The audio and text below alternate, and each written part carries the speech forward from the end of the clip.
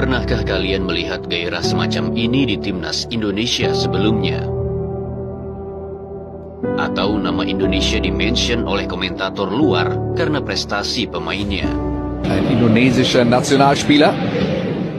Atau para pemain yang dicap bangsa asing yang dinaturalisasi, yang mereka itu dianggap tak sepenuhnya cinta tanah air, namun justru merekalah yang memberikan harapan dan menunjukkan tekad tak main-main untuk membawa negeri ini lolos ke Piala Dunia untuk pertama kalinya.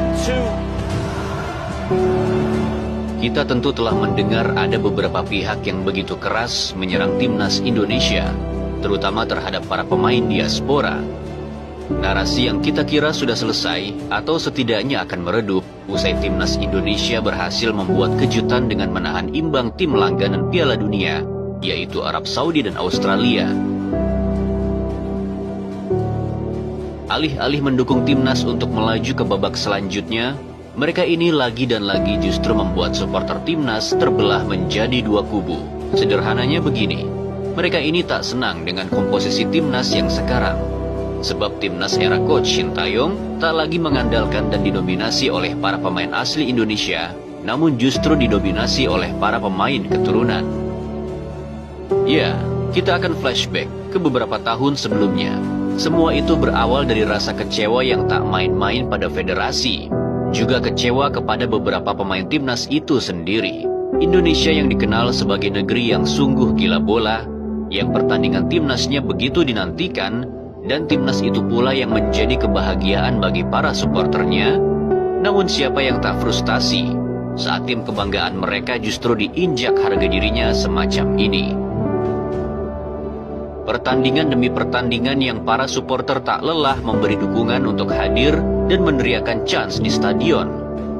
Bahkan saking tak kunjung datang kemenangan itu, sampai-sampai ada supporter yang menunjukkan rasa frustasinya pada timnas dengan hal semacam ini. Akhirnya muncullah sebuah oase yang menjadi harapan baru jika tim ini tak akan lagi bisa terbendung.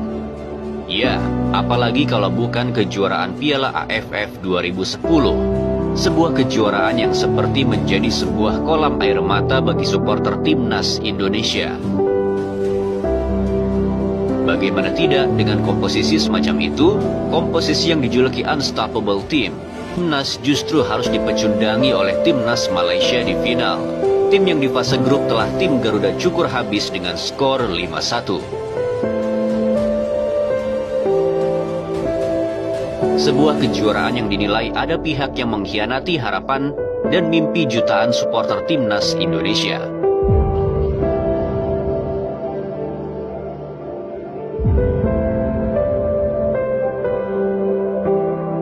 Apakah luka itu sudah sembuh? Tentu tidak.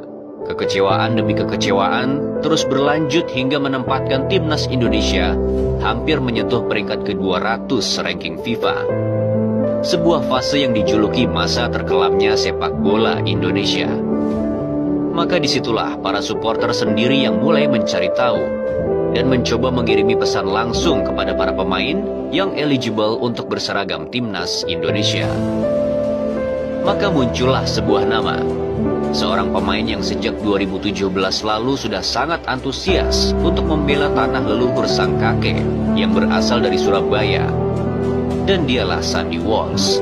Bagi supporter yang telah mengikuti dan mengawal proses naturalisasi Sandy Walsh, kemudian mendengar statement yang bilang para pemain diaspora ini tak sepenuhnya cinta pada Indonesia, tentulah hal itu hanya akan memancing emosi para supporter. Bagaimana tidak, Sandy Walsh sudah sangat lama menginginkan bermain untuk timnas. Bahkan sejak sepak bola Indonesia masih dalam era kegelapan. Seorang pemain yang bahkan dipinang langsung oleh timnas Irlandia Utara.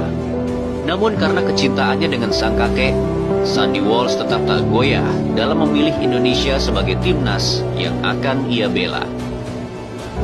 Kita tentu telah melihat bagaimana pemain ini begitu menghayati saat menyanyikan lagu Indonesia Raya. Jauh berbeda dengan pemain naturalisasi negara lain yang sama sekali tak hafal lagu kebangsaan dari negara yang mereka bela. Di dalam lapangan, Sandy juga menampilkan hal yang berbeda. Ia bersemangat dan ia juga bisa bermain keras. Lihat saja saat Sandy Walsh mengunggah foto memar di kakinya usai pulang dari membela timnas Indonesia. Kita tentu telah melihat kesedihan pemain ini saat tim lawan membobol gawang timnas, ataupun saat timnas harus gugur ketika berhadapan melawan Australia di Piala Asia. Ya, kalian boleh menganggap pemain ini bulenya Indonesia, ataupun pemain yang tak sepenuhnya cinta pada Indonesia. Tapi para supporter tahu mana pemain yang berjuang dengan sepenuh hati dan memberikan segalanya untuk timnas. Lihat saja saat pemain ini sudah jatuh bangun hingga terpincang-pincang, namun ia masih kekeh untuk melindungi sisi kanan pertahanan timnas Indonesia. Maka jangan heran saat Sandy ditarik keluar, begitu meriah teriakan dari para supporter di stadion kala itu.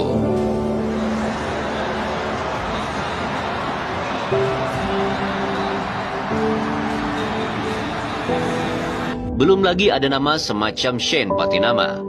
Pemain ini bahkan masih harus berjuang untuk mendapatkan menit bermain di timnas Indonesia. Pemain yang tak mendapat privilege lebih walau ia juga merupakan pemain diaspora, yang mana ia juga harus terus berjuang membuktikan diri jika ia layak di sana.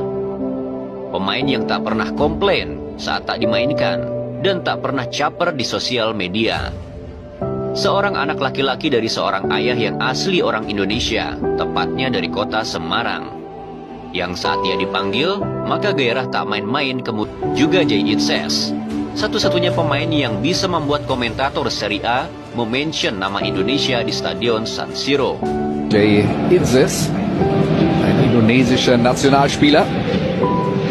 Ataupun Maes Hilgers, seorang anak dari ibu yang asli Indonesia, yang dengan gagah beraninya, sekaligus bangga, berfoto dengan bendera merah putih di hadapan puluhan ribu supporter timnas Belanda. Yang saat kecintaannya untuk merah putih masih dipertanyakan, ibu dari Hilgers justru punya yayasan panti tunanetra di Manado sana.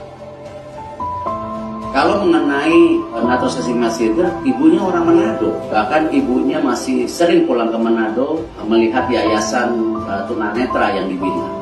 Jadi mereka sangat Indonesia. Jadi jangan pernah pertanyakan merah putih mereka. Maka benar apa yang dikatakan oleh seorang Oki Rengga. Gonta itu sama Rocky Gerung. Itu bagaimana tanggapannya? Ya nggak ngerti bola mereka, udah nggak usah.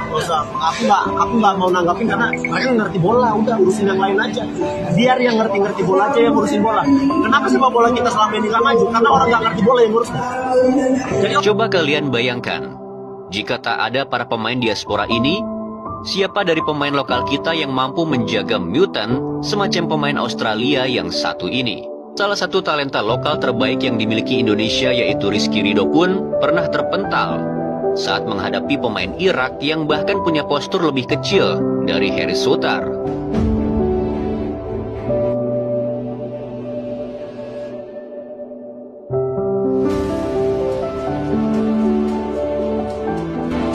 Kita mengerti saat kritik itu ditujukan untuk pemerintah tentang minimnya kontribusi pembinaan usia dini, tapi supporter bakalan marah saat kritikan itu justru menyerang para pemain diaspora, apalagi menyebut kemajuan timnas yang sekarang adalah palsu. Maka disitulah letak kemarahan daripada supporter timnas Indonesia. Namun alih-alih setuju dengan ucapan dan narasi kemajuan palsu semacam itu, supporter timnas justru lebih senang saat harga diri mereka tak lagi diinjak-injak seperti dulu. Dan saat berjalan bersama pemain diaspora lah, timnas ini tak lagi dijadikan lelucon oleh tim-tim ASEAN. Entah berapa kali para pemain diaspora ini mengatakan stop membeda-bedakan. Karena mereka juga orang Indonesia yang pulang kembali untuk negeri orang tua atau kakek nenek mereka. Makin kesini memang makin banyak pihak yang bukan orang bola justru berkomentar makin jauh tentang sepak bola. Memang masih menjadi misteri kemana mereka ini saat timnas terpuruk, dan mengapa mereka tiba-tiba hadir dan bersuara saat timnas ini lagi jago-jagonya.